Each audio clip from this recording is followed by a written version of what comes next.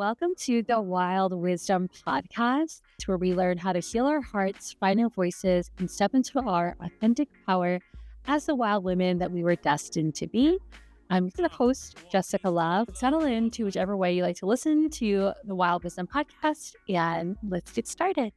Hey everyone, welcome back to the Wild Wisdom Podcast. I'm your host, Jessica Love, and today we have a beautiful guest, Dionna Chambers. She's an intuitive business coach, strategist, and speaker who helps visionary leaders scale with soul by blending strategy, wealth energetics, and quantum healing to amplify impact. She's also a mother and a conscious entrepreneur. Welcome, Dionna. Hello. Thank you for having me. I'm so excited to dive in to all things today. I know you have some really awesome, juicy questions. So I'm very excited to dive in. And I know we were just kind of it's always the pre-call conversations that should be on the recording. This happens every time I do interviews and I'm just like, okay, yeah, we need to start recording like as if it's B-roll, but for podcasts so that we can get the juice. Yes, exactly. No, I totally agree. And we were having, a pretty juicy conversation just about how we both experience attracting masculines who are new on their spiritual journey and see us as like their coaches, low-key, slash soulmates and some. Oh, soulmates. Yeah, that's the one. And yeah, I feel like, and I'm very big on words. I am very big on watching how I say things. I used to attract a lot of unhealed masculines that I think on some level were seeking a spiritual awakening. And then I would be kind of in my wounded feminine and sort of like do it anyway and not be compensated for it fairly. And boundaries were crossed, which I allowed. And now I'm stepping fully into my own divine union within myself because I recognize that if I exist, my divine counterpart, who is in a healthy masculine, also exists. And so I've shifted that narrative, right? Because that was constantly what I was experiencing was like, just why do I keep attracting these? I don't know what you would call them, but like fresh. They're like, I don't know. I don't want to call them babies. Like, that's not the right word, but just they're like new recruits, And we were all that at one point. I was a new recruit in the spiritual world as well. And I was excited about everything. And, I wanted to be out and about. And then I realized, oh, wait, you can't do that once you start to really hone in your power because you attract things that you don't actually like. So then I, have gone into isolation and hermit modes. And then now I'm like energetically, strategically going back out in the world in ways that feel good and making sure that I'm always praying over every outing and just because it's wild out here right now. Right. And I've been attracting all sorts of people. Right. And I have to like cleanse when I come home. It's just like with great power comes great responsibility. So I think that's like what I've learned through attracting a lot of unhealed masculines. And it's not their fault. Like it's like we've all been through this process. But I was like, yeah, I'm no more. I'm done. Yeah, totally. Thank you for sharing that. And I love what you said about being cautious with our words and choosing something different. I totally relate to that as well. And saying this is how things were in the past, but it's not how they are right now. And I love that you claim that. And then you also have physical practices to ensure that that doesn't happen in real life. I really love that you combine both the physical and the spiritual. I'm curious how you got into quantum healing and spirituality and your business. Yeah, that's a great question. So I'll tackle quantum healing because it's such a buzzword, and then I can digest the other parts of the question. But so for me, quantum healing, it's not just about fixing what's wrong with someone or a client, right? It's really about returning them to wholeness and who they really are, not who they think they're supposed to be. And it's really the process of accessing the quantum to collapse timelines, old identities, limited beliefs that no longer match who they really are, right? Or who they're becoming, if you want to say it like that. And I'm really big on identity recalibration while working with the frequency of their frequencies as it pertains to kind of pulling down these ideal timelines from the quantum. And so because we are working in that space, we know that there are not unlimited realities that we can access. And so it speeds up, in short, the healing process. It speeds up the time between, getting what you want, right? And where you are now, or the other way around, which I even said it in a funny quantum way because time and space doesn't actually exist. So we use this space, just like we're even seeing with quantum computing, right? It's becoming a real world thing. We realize that in this space of nothingness, it's also everything. And so that's why I work with the quantum. And like, it's still hard work. Like, it's not like I access the quantum to bypass the human experience, because that's definitely not what I do. I access it and I teach it so people understand that this also doesn't have to take 10 years. Boom. It's just the willingness to understand that there's actually a whole nother reality that exists outside of the limited one that you were taught growing up. Oh, wow. Thank you for explaining that to us. And you're right. I think quantum is a very big buzzword, and there's not a lot of understanding of what that actually is. And so I'm curious for you. It's to me, it sounds like I'm aware of why it's important and collapsing timelines, but for somebody who doesn't speak our language, like, why would this benefit them? And how would you explain the quantum field to somebody who doesn't speak our language, or maybe like a 5-year-old who you're trying to break it down in a really... Yeah. So I think the best way to describe that is, okay, if you went to university or taken an academic class, if you had a good professor, a good teacher, they'll always tell you when you enter their class, take everything you knew before you entered this class and put it on the bookshelf. That's how I feel about the quantum, right? Whatever you think you know about quantum or energy or manifestation, just put it down for a second and realize that all we're discussing is the multiple different options of your existence. So there are multiple paths you can take.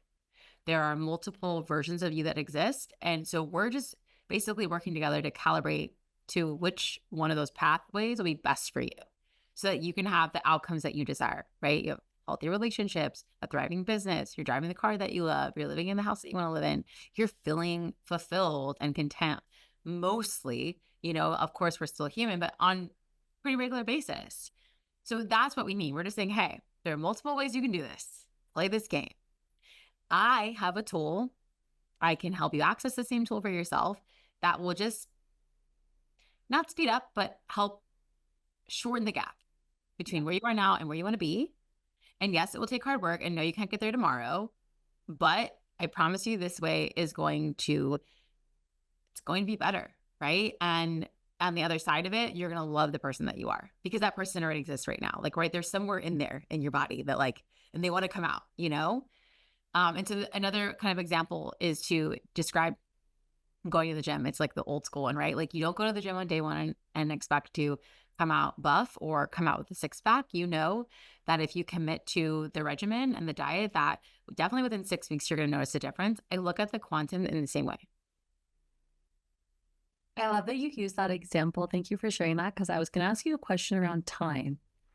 So based off of what you're sharing, I've experienced myself quantum leaping, but I wasn't aware of it at the time, if that makes sense. I wasn't aware of it until the manifestation came into my life. Yeah. So I've gone back and looked at like journals I've written. I've done a lot of scripting, and I looked at some journals that I wrote when I sat with ayahuasca for 3 days. And I wrote, I'm living in this house in Colorado and with these big open windows, and I wake up next to my soulmate every day, and we have a baby. And it was interesting because at the time I was actually going through a breakup with my husband. My husband and I weren't married. We were dating, and we had been broken up for 6 months, and I was living in California. And I totally forgot about that journal entry, but these were things I saw during my meditation when I was sitting with grandmother. And a couple months ago, we're here, and I said I wanted to read to him what I wrote during my journey, because I just wanted to relive it. I was curious what came up. And my jaw literally dropped to the floor, because I was like, whoa. I literally manifested, we're living in this big house with big windows in Colorado. We're married, and we have a daughter. And these were things that it's like I manifested, but I'm curious. I didn't put a timeline on there. And it happened, this is about a 3-year thing. So it's about 3 years since I did that, right? Mm-hmm. What do you think about, as you're manifesting, connecting to the quantum, having a specific timeline in your practice that you're aiming for? Do you feel like that's useful, or do you feel like that hinders your manifestation? That's a really good question. And the short answer is absolutely hinders the process because it's attachment. And humans love attachment, which is basically a synonym for control. If I have control, I am safe. If I know when it's coming, I can prepare. Instead of, I believe this is true. I don't know when it's coming, but in my soul, in my heart, in my bones, I know this is for me. And I think if we could just simplify this conversation on the quantum field and manifestation, that's what it is. You're saying, okay, I'm putting these things in place. I'm matching my energy with my mindset and my actions. And I have a strategy, for example, for talking about business. And then you have to just let it go. Be like, okay, I did the things. I may not be a multimillionaire yet, but I know it's for me because it wouldn't be here like this, so passionate to where I can't ignore it if it wasn't for me. And if for some reason it didn't happen in that exact container, or it's because the next level of that is what's actually arriving in your physical world. Yeah. Wow. Woof, mind blown. I totally see that. I feel similarly about business in the sense of our purpose is always there and success is always possible. It's just that the spirit is going to work with us on the avenues. And if we have, like, if you have a failed launch, or if you have a failed launch or a failed program, that simply wasn't the program or the launch that was going to provide that success or provide an opportunity for you to be fully in your purpose. But there won't be another one. Like, they're going to continue kind of coming and listening to your guys, what creates that reality. So I really appreciate you going over that. And I think our listeners will really be curious about that too, because as you know, there's so much different information out there about manifestation and healing and quantum healing in business. And so it's nice to have specific bumpers. I feel like what you just provided us was like bumpers in a bowling alley. I don't know why that's what I'm thinking. Like, there's just bumpers. It's like, okay, detached from the timeline, but we can still kind of throw the ball however we want. And so, yeah. And I don't think, listen, like, I'm not like, I can also speak from personal experience outside of like, I'm a coach. Cause I also sometimes like get annoyed with that too. Like, I'm not all knowing. I don't pose to be all knowing. I know a lot. I believe I'm a master in this lifetime when it comes to spirituality, but I'm not the answer. I know for me, my personal experience, when I've attached timelines, especially when it comes to love, it never works. Like, it just hasn't been successful for me. And so I know that through my own experiences, just speaking as Dionna, not the coach, that hasn't served my highest good to be attached to a timeline. I can feel into things, and oftentimes I am right. But sometimes the biggest ones, I'm completely off. Like the biggest manifestations, the ones I really want, I'm a lot of the time off, which I'm glad, because I want to be so shocked by God, the creator. I want to be like, oh my God, I had no idea that I turned the corner and there he was, or there it was, or da da da. Like, what? That makes for a much better human experience, right? Like, if I knew the moment that everything I wanted the most was going to land in, like, what would the actual point be of being alive? totally. I agree with you 100%. We can't predict every single thing. It wouldn't be fun. And also, depending on where you are in your journey, you might also fuck it up if that happens. Like, I feel like you're not ready. You're gonna be ready. And then there are other factors, especially when it comes to love, people don't realize, like, right, you're not just like getting the love of your life. You're marrying their family, all their ancestral crap, all their lineage. You're marrying, if they have kids, you're taking on new kids, like you're taking on financials. Like, it's like, cool, that's one sliver. And I love that for you, that you get to wake up next to the love of your life. Cool, good for you. And we also forget that there's a lot more to hold when we call in a divine union. And you can't just bypass that because all you want is that part where you feel good. That's not the human experience. That's not what we signed up for. We signed up for the responsibility also of all the things that we desire, right? Like, we went back to like, with great power comes great responsibility. Well, holding a divine union in this day and age also is a great responsibility.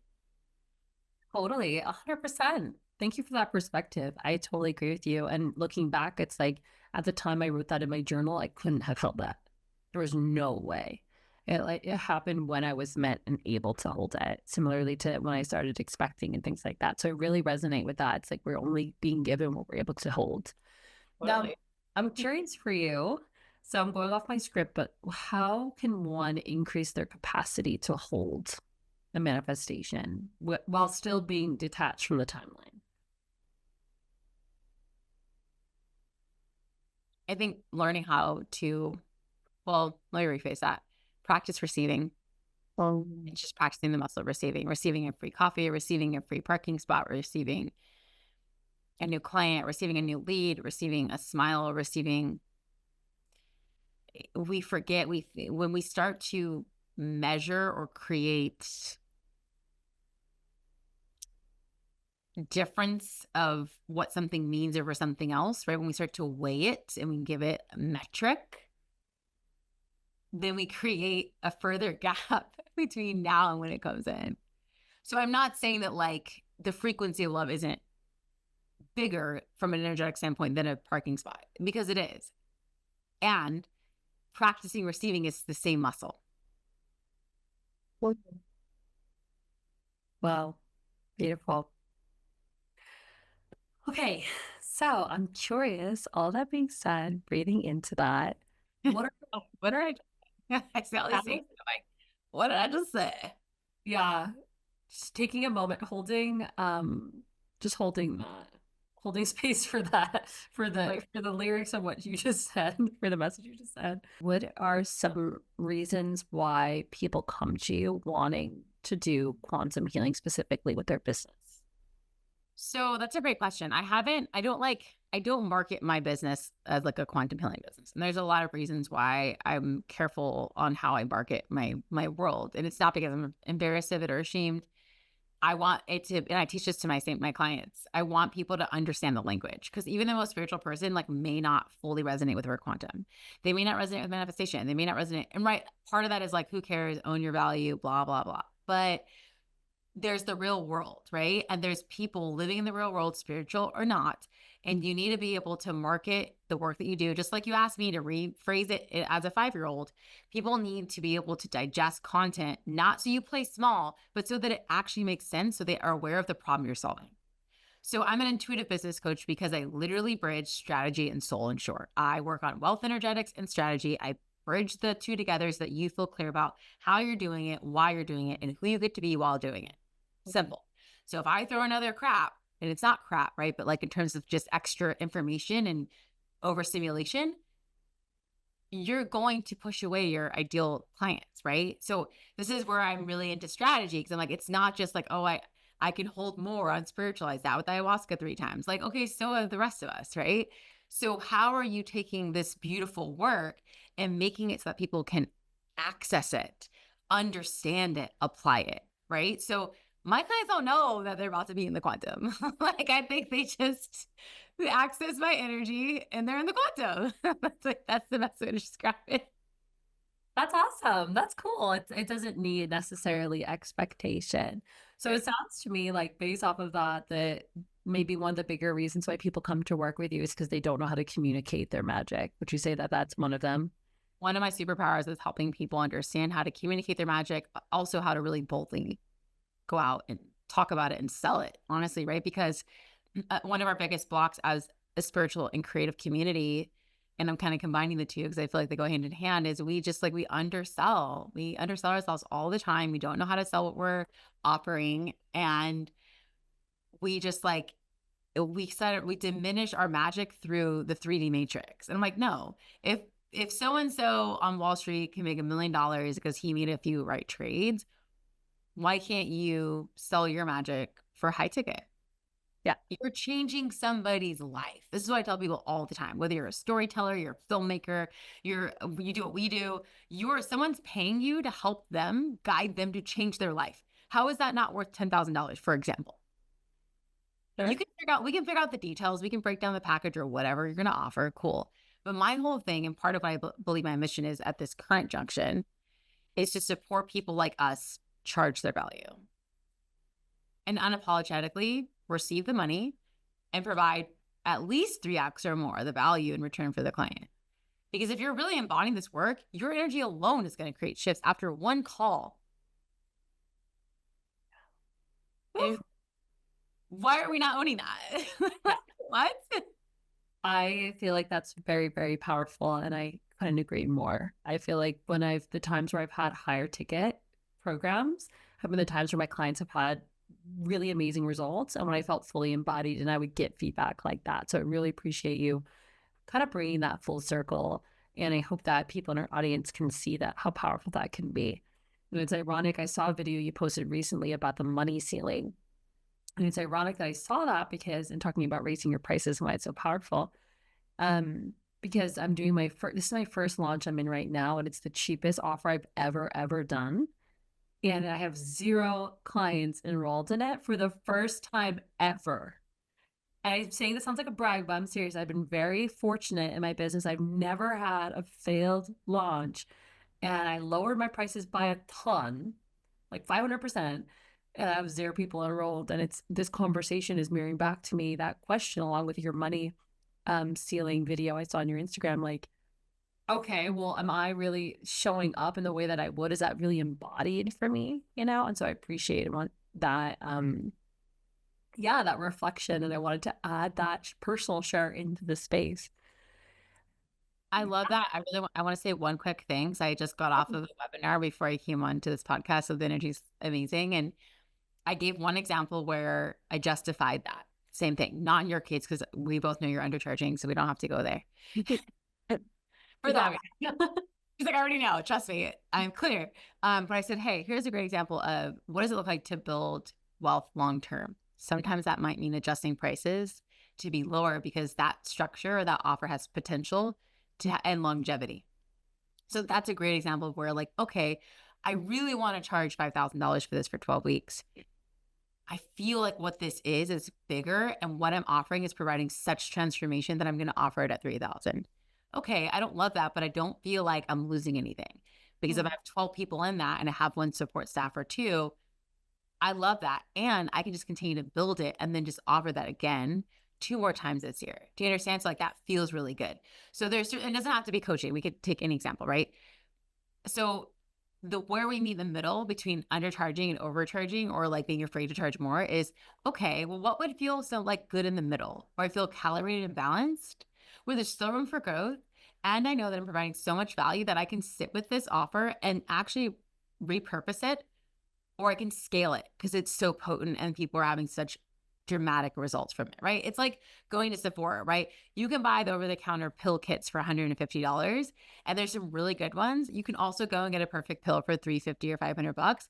But some of those kits at Sephora, they should be $500, but they're so good and they are scalable that it makes sense to have that specific product or service be a little lower. So I gave that example today about building wealth because at first, when we get into this conversation of wealth, we're fast cash. We want to rewire the nervous system to receive more money. And I do this work with my clients. I put them on money challenges, and I love them too. They're fun, but they're not sustainable, right? So once we've recalibrated, now we're like, okay, now what builds wealth long term? This offer does actually, like in on its own. No, it should be way more than this. And I see its potential to build legacy, to build wealth, to build foundation, to build community. So that's like kind of what I'm currently sitting with too and teaching is like, okay, well, what does that look like? That doesn't mean you throw out the high ticket offer, but it allows you to serve more people, right? Yeah. And like have a signature. Speaking of building legacy and serving more people and having a signature, what does conscious entrepreneurship mean to you? Because that to me seems like a very conscious approach to entrepreneurship.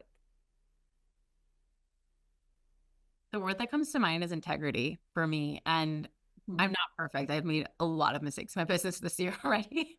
And I think what I really pride myself on is just having integrity. Like if I can't do something, or I need to renegotiate, or I need more time to pay something, right? Or whatever it is, like I communicate it even when it's uncomfortable. So I think for me, legacy is around integrity.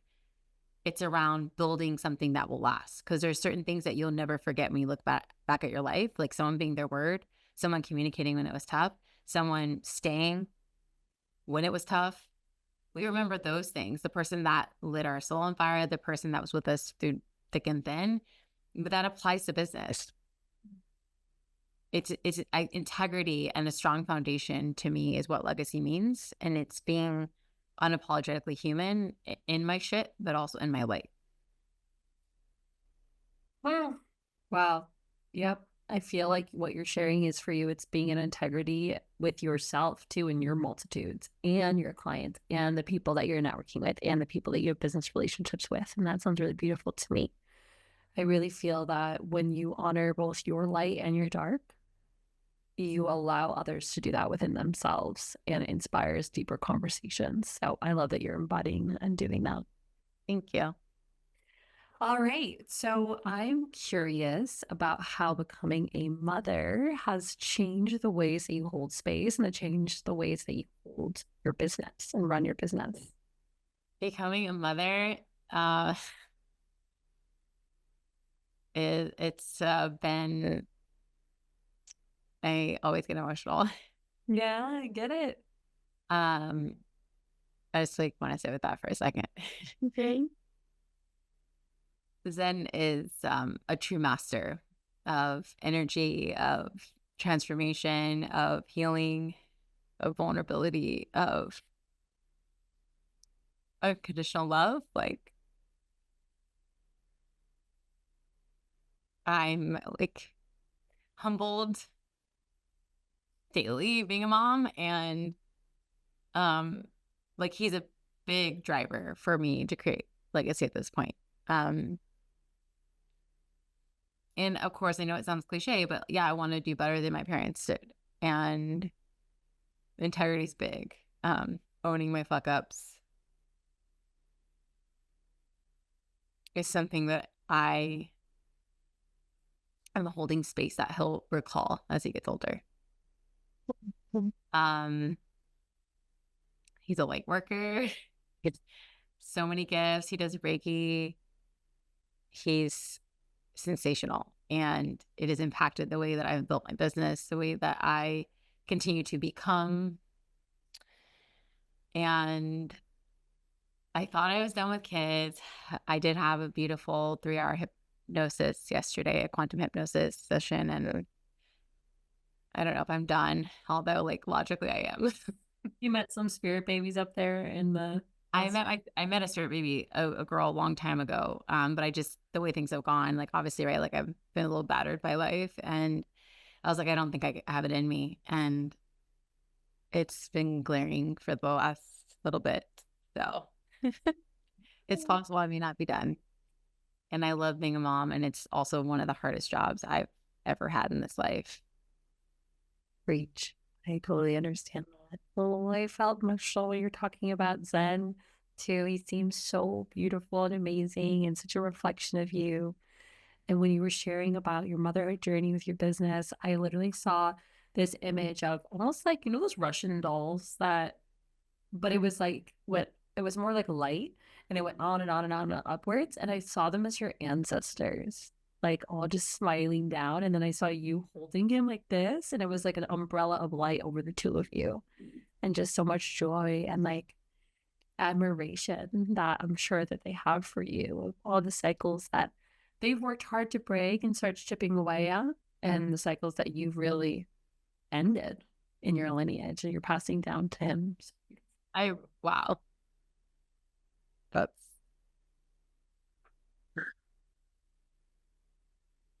Thank you for that.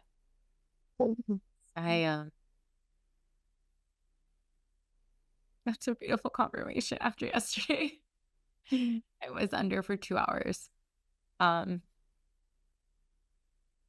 I woke up and I was like, why do I still feel residue? And I realized like, oh no, it's because it's gone and now there's expansion. So it's like your body's like, okay, what do we do with all this space? So you saying that so definitively, like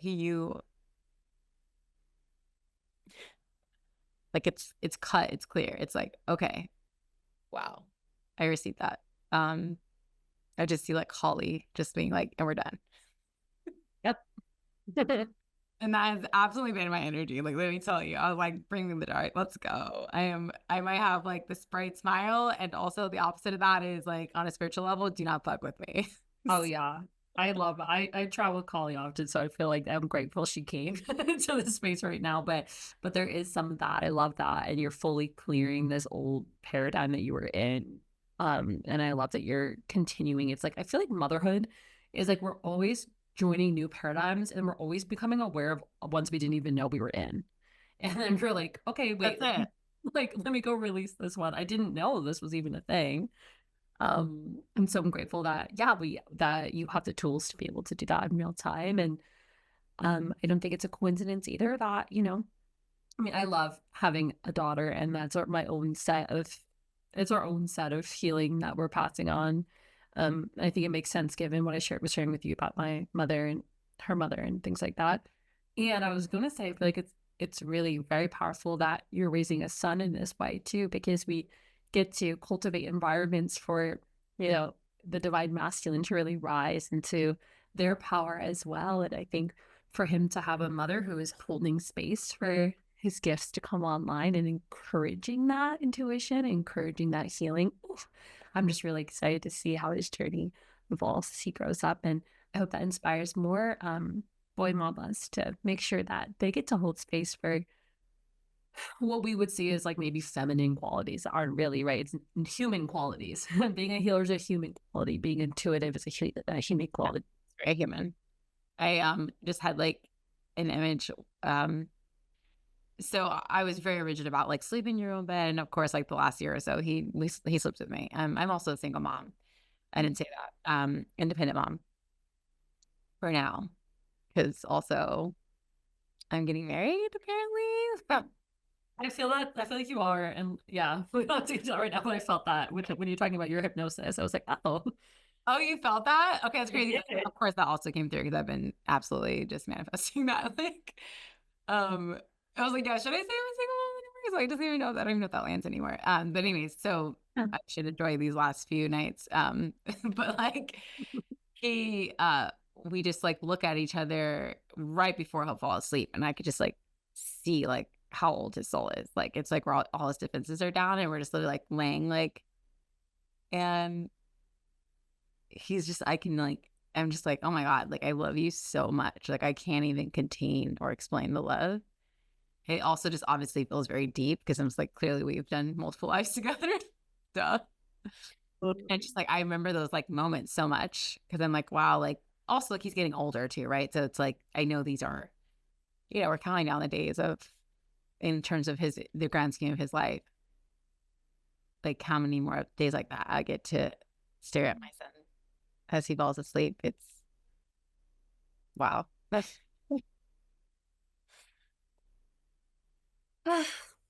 so beautiful. Yeah, I really feel that. I feel the same way with Mercedes, my daughter. Like if she falls asleep on me, I'm like, she's Miss Independent 1 year old. Like she just wants to do her own thing. She runs around. She like she like it's just really funny. She doesn't like to be held that much, but when she does, she just looks like it's just so sweet to see her eyes kind of up at me and to really feel the depths of the journey and all that love. So beautiful. Well, as we wrap up, I have a more silly closing question for you. I usually ask this at the beginning, but I want to ask it at the end today. We have a lot of astrology lovers that listen to this and astrologers, and I'm an astrologer, and we're all curious. What are your big three? Oh, of course. Like this is the best question of the whole podcast. I'm a sun. My sun is in Leo, Scorpio moon, Aquarius rise. Oh, I was guessing Scorpio moon and I guessed Aquarius, but I wasn't sure where Aquarius was. So thank you for sharing that. There's so much depth that your chart holds. And I totally see how you're doing the work that you're doing based off of that. Well, and North Node guests. Yeah, we're Aquarius. Pisces. Oh, so we're opposites. That's cute. Yeah, so this year has been kind of big for me. I'm like, okay, you're fully a healer now. Stop bullshitting. Okay, cool. Yeah, I was gonna say you're having like your nodal experience. I don't know if it's a nodal. Isn't it nodal return? Is that what it's called? Nodal return. Yeah. So I'm like, yeah, I'm embodying like the Piscean, like you've been alive for so many lifetimes. Like, why are you bullshitting? Yeah. I'm like, I'm not. Okay, chill. I'm doing it. Yeah, it's like releasing that like Virgo perfectionism too. I've had like launched offer after offer because like that's just what Spirit's been saying. Like, I don't care, just throw it up, launch the offer. I'm like, great. That's what I've been doing back to back to back for 6 months. I love you've been like, yeah, messy. It's fine. How's it been going? great. I just flow with it. Like, doing another webinar, great. Launching another offer, awesome. Book that out, great. That one, feedback. Next one. Like, it's cool. Yeah, girl, it sounds like you're really in the flow, which I just love about Piscean energy, and trusting to that in your past life with that Virgo energy. Like that will come naturally to you. You don't have to get caught up in perfectionism because you have the organizational skills naturally. It's like focusing on continuing to let yourself play in that unseen realm. I always feel like I'm looking at like a funhouse mirror in a weird way when I meet people with my opposite nodes, because like I'm having a nodal reversal right now, which is like kind of similar but different. It's more like becoming aware of that purpose and like fighting through that final push of resistance. So it's interesting to meet people with yours, because mine's the opposite. It's like, okay, get out of like the water and go like make a business plan. So That's what I'm good at, though. I've been so good at like, let me structure your business for you. And they're like, you're so good at this. I was like, I know. And I'm like, here you go. Here's your 12-month business plan. They're like, wow, I just feel so much clarity. like my clarity calls are like real clarity calls. They're like, okay, so where we at? Like that Virgo was like, I feel that. I can see that. And I love how your Pisces is like, okay, like we see all the unseen realms too. So it's so beautiful. oh, and that's what's been so interesting in my coaching, because I feel like I create the structure and I have the program and I have the funnel, but then when I get on those calls, it's like Pisces hijack, right? Like da da da. Oh, the tension in your head, that's da da da. Cool. Past life, bam. And I'm just like, wait, I feel like I'm not. Who is taking over my body? Oh, I could see that. Well, I think you have so many gifts to share with the world, and you are sharing with the world. So I really appreciate your time and energy for coming on this podcast and everything you shared with us, all of your wild wisdom. How can listeners connect with you after they listen to this? Yeah, so right now, all of my coaching offers they're hosted on Stan Store. So it's just stan.store/Dionna Chambers, which I believe you'll put in the show notes. And then the best place to find me on socials would be Instagram and Threads. I'm very, very active on Threads, a little bit on Facebook, but I'd say those are my two primary platforms. And then working with me is easy. You can just go to my Stan Store. And always, speaking of clarity, you can always book a clarity call if anything that we talked about today is resonating and you want to chat some more.